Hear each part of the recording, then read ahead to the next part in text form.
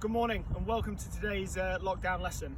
We've taken our spot today on the 18th green, very sort of difficult green with undulating slope that goes up to the top tier and rolls down as well.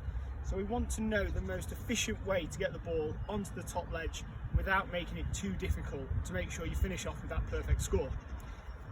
Slight upslope to start with, which never makes it easy, onto a pin that's on the top ledge. So the idea here is to make sure we get the ball rolling nice and early so the middle ridge doesn't play too much of an impact in the shot we're trying to play. If you were to hit the ridge in the middle, unfortunately the ball would stop dead and roll back to you, and that's not what we want because it can easily lead to a potential three putt. So what we need is a ball that's going to get us onto the top ledge with a potential chance of making the putt. The club of choice today is an A-time.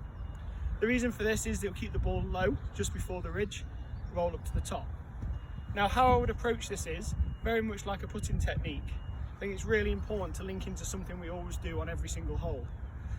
I've got my A-time, put both thumbs down the shaft, raise the hands a little bit higher so the back of my left hand is nice and locked in.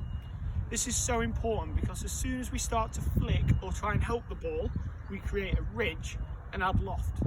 We are looking to keep the loft that we have set on the club at all times pushing through. Short, sharp shot that's lateral through the ball rather than a digging action. Let's give it a go.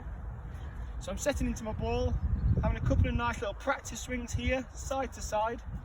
My weight stays on the left side so I don't feel like I'm leaning back. And I'm just going to try and push through. So that has landed just short of the hill and rolled up. Notice the flight. It's not very high, it's quite low.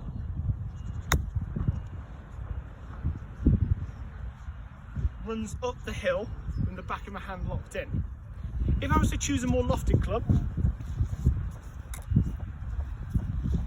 my 56-degree wedge, there's nothing wrong with that at all, but your precision has to be greater. Also your backswing will have to be longer and there's more chance of making mistakes. When we get to this position here, it's really easy just to try and drop the club into the ground. We've got to make sure that we keep moving it side to side so there's a bigger potential risk. If I send the ball here,